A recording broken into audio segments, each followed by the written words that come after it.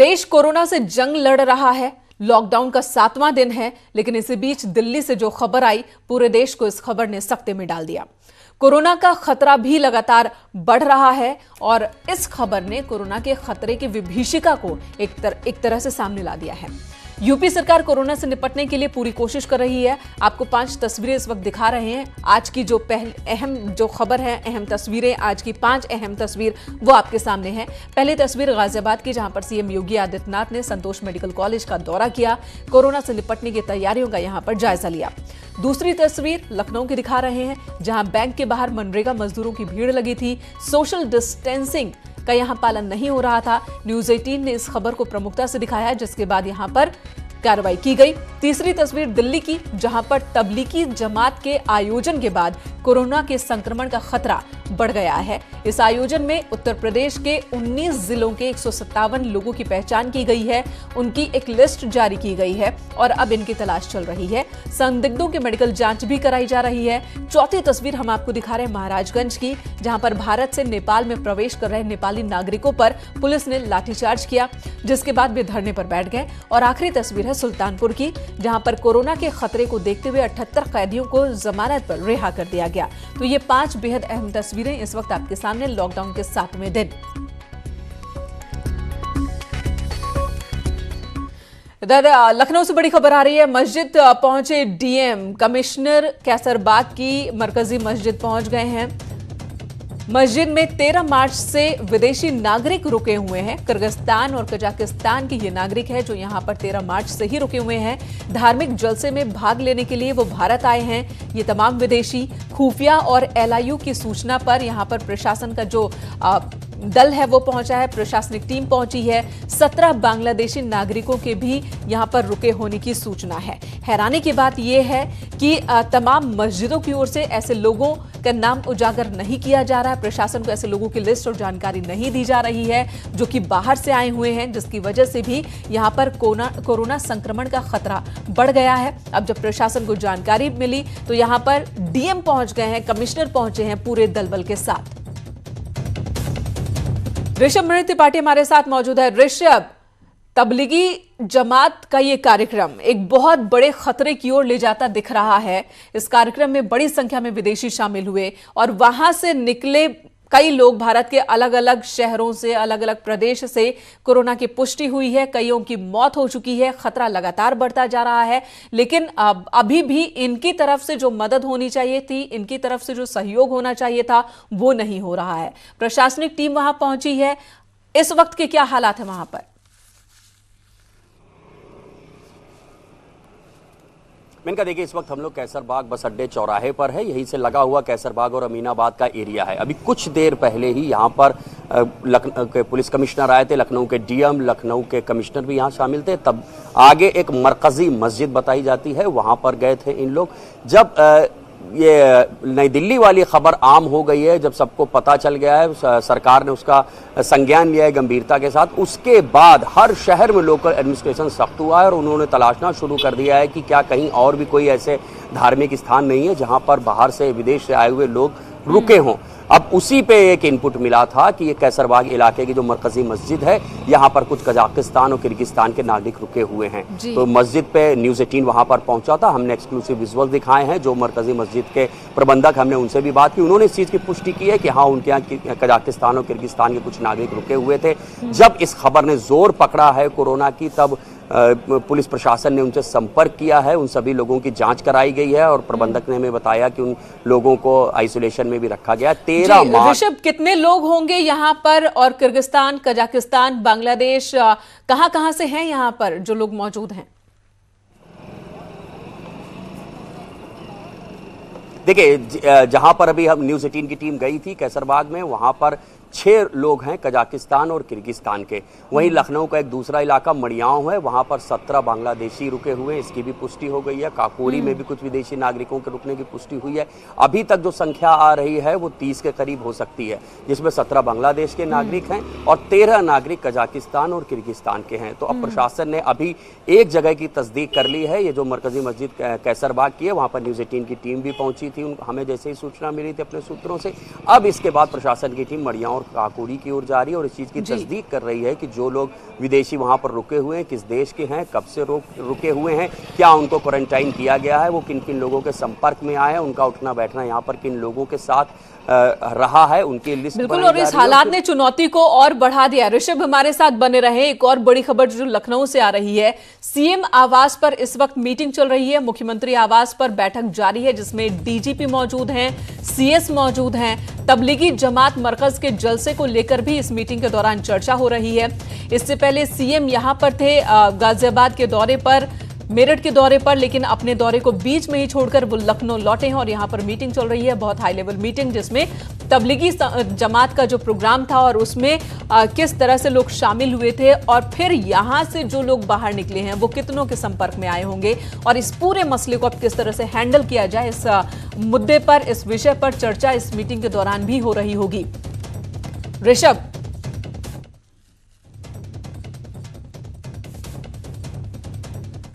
तो इस वक्त लखनऊ आवास पर मीटिंग चल रही है जिसमें सीएम योगी आदित्यनाथ डीजीपी के साथ बैठक कर रहे हैं। सीएस भी मौजूद हैं इस मीटिंग में।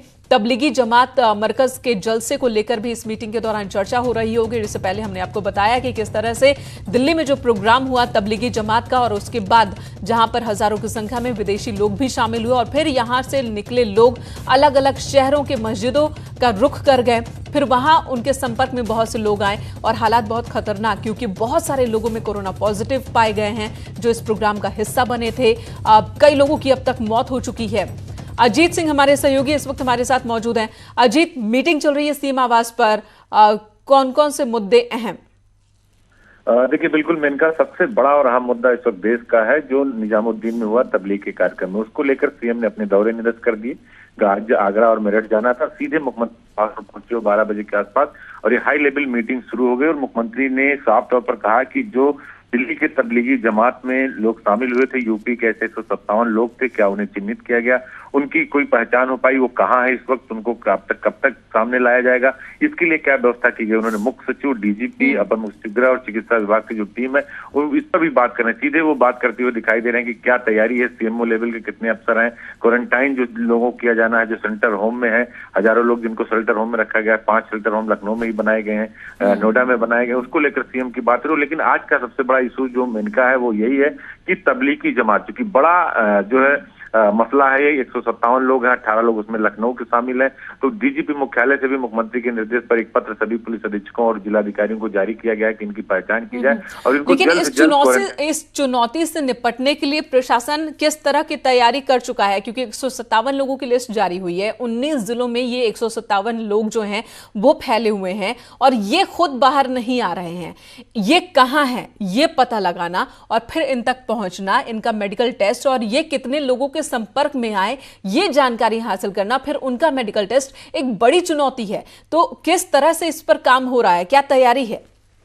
देखिए, बिल्कुल मेनका, सही बात आपने कही कि ये बहुत बड़ी चुनौती है कि वो 157 लोग कितने 157 लोगों से मिले होंगे, ये सरकार के सामने सबसे बड़ी चुनौती। यही वजह है कि सीएम ने अपने दौरे को निरस्त कर दिया, क्योंकि इस महामारी को रोकना है तो इन 157 लोगों की पहचान जरूरी है, किससे मिले तो उनकी पहचान जरूरी है और यही मीटिंग ले रहे हैं मुख्यमंत्री। सीधे अफसरों को कह रहे हैं कि आप अपने सीएमओ लेवल के अधिकारियों को लगाइए, नोडल अफसरों से कह रहे हैं, समितियों के चेयरमैन से कह रहे हैं, डीजीपी और 7 जो प्रमुख सचिव हैं उनसे कह रहे हैं कि आप इसको एक एक आदमी को आइडेंटिफाई करिए, अगर जरूरत पड़े तो उस मोहल्ले को, उस घर को सील भी करिए, लॉक भी करिए, वहां पहरा बैठाइए, कोई बाहर ना जा पाए जब तक कि हम इनकी पहचान ना कर लें, इन्हें क्वारंटाइन ना कर लें, इनका सैंपल ना ले लें। सैंपल लेना एक बड़ी चुनौती और सभी जिलाधिकारियों को मुख्यमंत्री की तरफ से कहा गया कि इन सभी लोगों को सैंपल। बिल्कुल अजीत, और ये चुनौती और बड़ी इसलिए हो जाती है क्योंकि यहां पर उन लोगों से सहयोग नहीं मिल रहा है जिनसे मिलना चाहिए, जो इस प्रोग्राम में मौजूद थे, जो ऐसे लोगों के संपर्क में आए जो इस प्रोग्राम का हिस्सा थे, उन्हें खुद बाहर आना चाहिए और प्रशासन की मदद करनी चाहिए, क्योंकि ये मदद सिर्फ उन समाज के लिए, देश के लिए नहीं, बल्कि अगर वो बाहर आते हैं तो खुद की भी वो मदद कर रहे हैं। ये बात उन्हें समझने की जरूरत है। और इससे पहले सीएम योगी आदित्यनाथ ने गाजियाबाद के संतोष मेडिकल कॉलेज का दौरा किया और स्वास्थ्य व्यवस्थाओं का जायजा लिया। उन्होंने डॉक्टरों की टीम के साथ कोरोना से निपटने के उपायों पर जानकारी ली और व्यवस्था का निरीक्षण किया।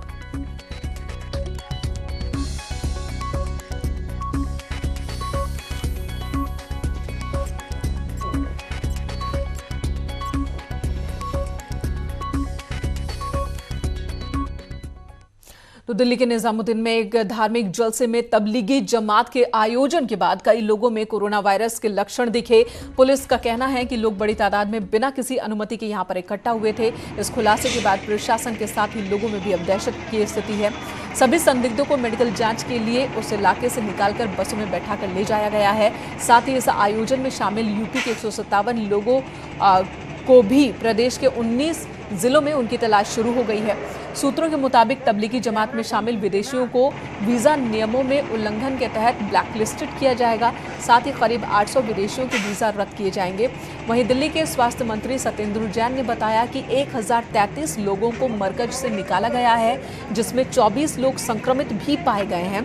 700 को क्वारंटीन में भेजा गया है। आपको बता दें, इस आयोजन में शामिल कई राज्यों के कुल 10 लोगों की अब तक मौत हो चुकी है, जिसमें तेलंगाना के 6 लोग हैं। जम्मू कश्मीर का एक शख्स भी इसमें शामिल है और कई लोग हैं जो इस वक्त कोरोना से संक्रमित हैं।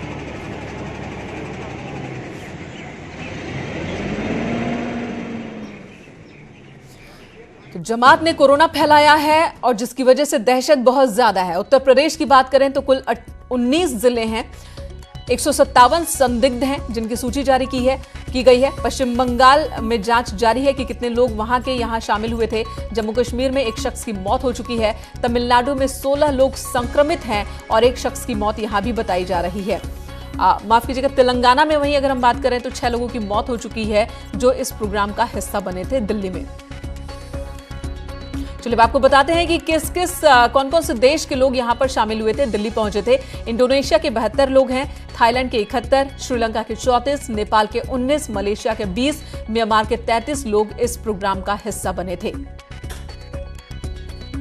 और जमात में किस राज्य के कितने लोग हैं वो भी आपको बता दें। इस जमात में उत्तर प्रदेश के 157, उत्तराखंड के 34, तमिलनाडु के 501, पश्चिम बंगाल के 73, मध्य प्रदेश के 107, हैदराबाद के 55 और महाराष्ट्र के 109 लोग शामिल हुए थे दिल्ली में निजामुद्दीन में प्रोग्राम के दौरान।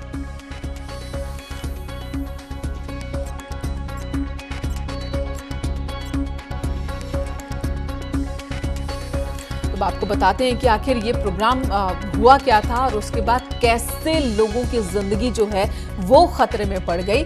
दरअसल दिल्ली में एक धार्मिक कार्यक्रम का आयोजन हुआ था। तबलीगी जमात का ये कार्यक्रम था और इस कार्यक्रम में सैकड़ों लोग इकट्ठा हुए थे और इसी कार्यक्रम में शामिल 10 लोगों की कोरोना की वजह से मौत हो चुकी है, ये पुष्टि हुई है। 200 से ज्यादा लोगों में कोरोना के लक्षण पाए गए हैं।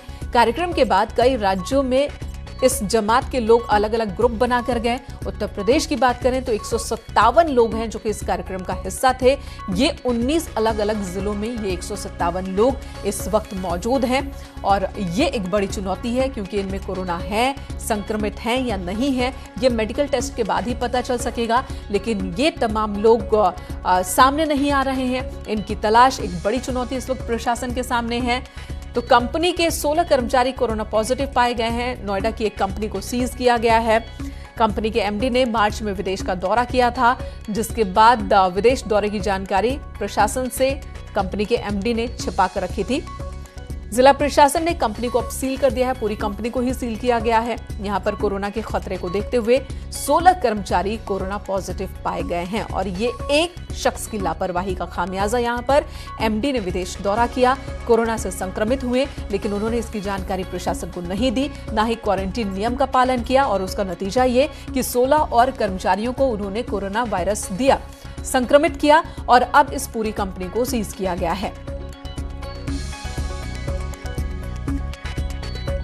और इस वक्त हमारे सहयोगी अनुपम मिश्रा नोएडा से ही हमारे साथ जुड़े हैं। अनुपम अपने घर पर मौजूद हैं और वर्क फ्रॉम होम।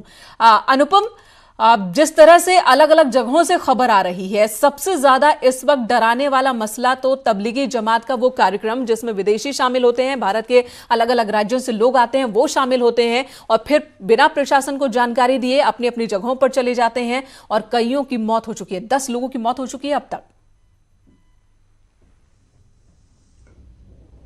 बिल्कुल बिल्कुल मेनका, लेकिन सबसे बड़ी बात यह है, देखिए निजामुद्दीन में जिस तरीके का कार्यक्रम हुआ और जिसमें तबलीगी जमात के लोग इकट्ठा हुए, उसकी जानकारी प्रशासन को नहीं दी गई। साथ ही साथ जो उत्तर प्रदेश कनेक्शन की बात सामने आ रही है, उसमें आपको बताएं कि देवबंद में भी जो मस्जिद में जिस तरीके से लोगों को क्वारंटाइन किया गया था, वहां भी लोग आकर के रुके थे और वहां भी मार्च के पहले सप्ताह में जमात हुई थी, उसकी भी सूचना प्रशासन को नहीं दी गई थी। यहां तक कि उत्तर प्रदेश के मेरठ में जिस तरीके से बिलाल मस्जिद के अंदर 19 विदेशी, वहां पर 2 मस्जिदों में विदेशी मिलते हैं, उसकी सूचना भी प्रशासन को नहीं थी। तो यानी कि आप समझ सकती हैं कि लगातार इस तरह के विदेशी लोग आकर के उत्तर प्रदेश के तमाम जगहों पर रुके और जिस तरीके से जो 157 की फिगर्स अभी निकल करके सामने आ रही हैं, उत्तर प्रदेश में 19 जिलों में लगातार तलाशी अभियान चल रहा है। प्रशासनिक अमले के साथ साथ वरिष्ठ अधिकारी इस बात की खोजबीन में लगे हुए हैं। डीजीपी के सख्त निर्देश है कि जहां पर भी इस तरह की सूचना मिल रही है, तत्काल पुलिस और एलआईयू के साथ साथ वरिष्ठ अधिकारियों को भेज करके पता लगाया जाए कि ये विदेशी कहां से आए हैं, कब से ठहरे हुए और उनके बारे में जानकारियां इकट्ठा की जा रही हैं। जिस बात का आपने जिक्र किया, ये काफी महत्वपूर्ण बात है, क्योंकि निजामुद्दीन में जिस तरीके से तालिबी जमात के लोग इकट्ठा हुए, उसकी जानकारी भी नहीं थी। देवबंद में जो लोग आते हैं उसकी जानकारी भी नहीं थी, मेरठ में जो लोग आते हैं उसकी जानकारी भी नहीं थी। अब इन 19 जिलों में और कितने ऐसे लोग हैं, ये सबसे बड़ा सवाल है, जो वहां पर काफी वक्त से ठहरे हुए हैं और अगर वो कोरोना से संक्रमित हैं, उनको कोरोना पॉजिटिव है, तो अब तक वो कई लोगों में इस तरीके के लक्षण फैला चुके होंगे। बिल्कुल बिल्कुल अनुपम, यही जो है खतरा और ज्यादा बढ़ा देता है, क्योंकि ये जो अगर सिर्फ उत्तर प्रदेश की बात करें, जबकि देश के अलग अलग राज्यों में भी इस जमात के लोग गए हैं, सिर्फ उत्तर प्रदेश की ही बात करें तो 157 लोग हैं जो इस प्रोग्राम का हिस्सा थे। वो अलग अलग शहरों में गए हैं, अलग अलग मस्जिदों में गए हैं, वहां कई और लोगों से उन्होंने मुलाकात की, उनके संपर्क में आए हैं। तो ये खतरा बहुत ज्यादा है, ये आंकड़ा बहुत ज्यादा हो सकता है और यही वजह है कि सीएम ने भी अपना दौरा बीच में छोड़ दिया, लखनऊ लौट गए। पूरे हालात पर मंथन इस वक्त चल रहा है। बड़ी चुनौती इस वक्त क्या लग रही है? इन लोगों तक पहुंचना एक बड़ी चुनौती है, या फिर यह भी है कि इन तक पहुंचना है, फिर और उन लोगों तक पहुंचना जो इनके संपर्क में आए?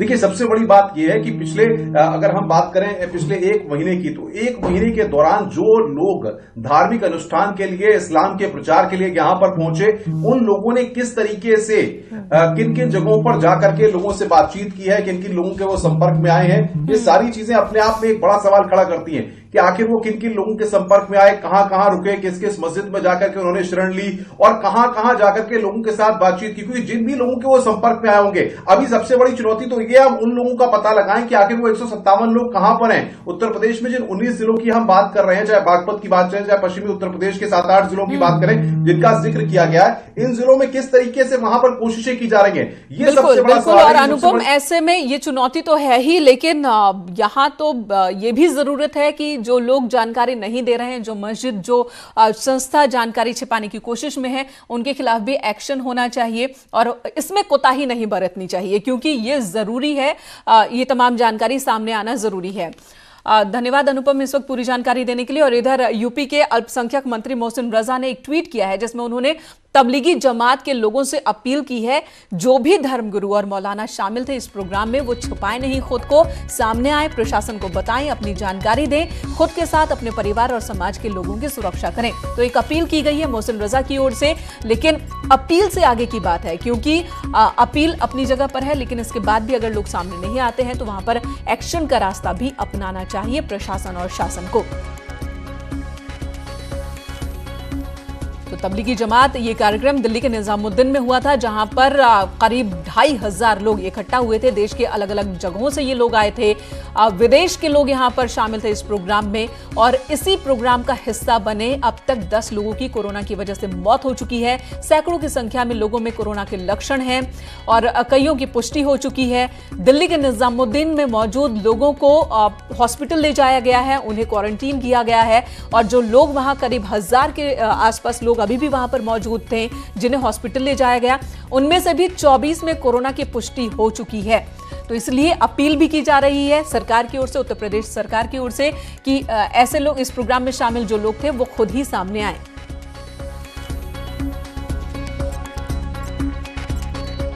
इधर लॉकडाउन पर शिया वक्फ बोर्ड के चेयरमैन वसीम रिजवी ने बड़ा बयान दिया। रिजवी ने कहा कि कुछ कट्टरपंथी मुसलमान प्रधानमंत्री और मुख्यमंत्री की अपील के बावजूद लॉकडाउन का पालन नहीं कर रहे हैं। उन्होंने कहा कि अगर अल्पसंख्यक बहुल इलाकों में कोरोना वायरस फैलता है और इससे लोगों की मौत होती है तो इसके जिम्मेदार ऐसे कट्टरपंथी लोग ही होंगे।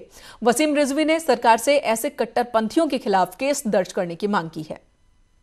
हिंदुस्तान को लॉकडाउन करने का फैसला हिंदुस्तान की भलाई के लिए है, लेकिन कुछ कट्टरपंथी मुसलमान मोदी जी से दुश्मनी रखने की वजह से इस लॉकडाउन को विफल करने की कोशिश कर रहे हैं और लॉकडाउन के नियमों का पालन नहीं कर रहे हैं। अगर खुदा ना खास्ता ये महामारी मुस्लिम एरियो में फैलती है और उनमें किसी की मौतें होती हैं तो उन मौतों के जिम्मेदार वो सब खुद होंगे और उनके परिवार के खिलाफ सरकार को चाहिए कि मुकदमे भी दर्ज कराएं।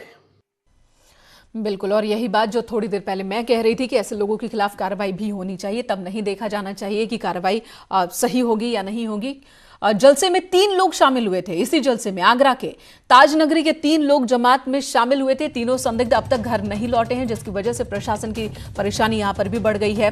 तो ये 3 लोग आगरा के जो इस प्रोग्राम का हिस्सा बने थे। वजीरपुरा का आसिफ भी उनमें से एक, लेकिन अभी तक ये घर नहीं लौटे हैं। प्रशासन की टीम इनकी तलाश में है, लेकिन अभी तक इन्हें तलाशा नहीं जा सका है। ऋषभ मणि त्रिपाठी हमारे साथ हैं। ऋषभ, 157 में से 3 आगरा के अभी तक ये घर ही नहीं लौटे हैं। आखिर क्या वजह है कि ये खुद को, अपनी पहचान को छिपाना चाह रहे हैं, जबकि भलाई तो इन्हीं की है, इनके परिवार की ही है?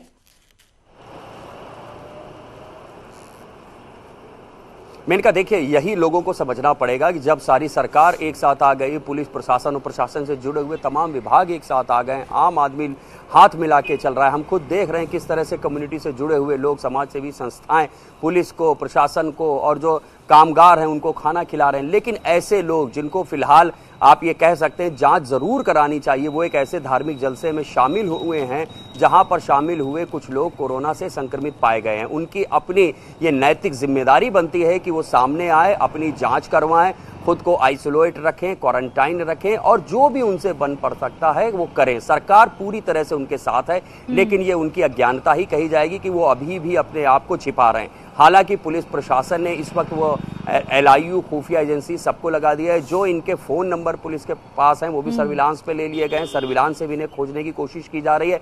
अभी जो हमारी लखनऊ के इसमें 20 लोग शामिल हैं उनके बारे में बात हुई है तो वो भी अभी तक लखनऊ नहीं पहुंचे हैं। जो जानकारी हमें मिल रही है सोर्सेज से, उनका भी यही कहना है कि लखनऊ के भी 20 लोग अभी नई दिल्ली में ही हैं। तो अब ये बड़ी चुनौती हो जाती है पुलिस के लिए भी, प्रशासन के लिए भी, कि पहले इन 157 लोगों को खोजा जाए, क्योंकि जब तक ये नहीं मिले। आगरा के जो 3 लोग हैं, क्या उनकी फैमिली तक पुलिस की टीम पहुंची है, प्रशासन की टीम पहुंची है? फैमिली का क्या रिस्पॉन्स है? जी देखिए, अब बात सिर्फ आगरा की नहीं है। जो यूपी के 19 जिले हैं जहां जहां पुलिस को जानकारी मिली है उनकी फैमिली से पुलिस संपर्क कर रही है, उनसे बात भी हुई है। लेकिन जो फैमिलीज हैं अभी उनकी ओर से यही बयान आ रहा है कि उनको भी नहीं मालूम है कि ये हमारे परिवार के लोग फिलहाल कहाँ हैं, वो उनसे भी संपर्क नहीं कर रहे हैं। जब तक परिवार से संपर्क नहीं हो जाता तब तक आगे की कोई भी कार्रवाई नहीं हो रही। हालांकि पुलिस और प्रशासन उनके परिवारों को ये भरोसा दिला रहा है कि सरकार उनके साथ है, पूरे डिपार्टमेंट उनके साथ हैं और जो भी जिस हालत में अगर वो आता है तो उनको जो भी बेहतरीन स्वास्थ्य सुविधाएं होंगी वो मुहैया कराया जाएगा और हर जगह मुहैया कराया जा रहा है। बिल्कुल, ये भरोसा लगातार सरकार की ओर से दिया जा रहा है। ऋषभ, जो लखनऊ के तमाम लोग हैं, आपने बताया वो अभी भी दिल्ली में हैं, क्या उन्होंने अपनी फैमिली से कांटेक्ट किया है? क्या उन्होंने बताया कि जब वो लौटेंगे तो मेडिकल टेस्ट करवाएंगे या फिर दिल्ली में उनका मेडिकल टेस्ट हो रहा है, हुआ है? कोई जानकारी?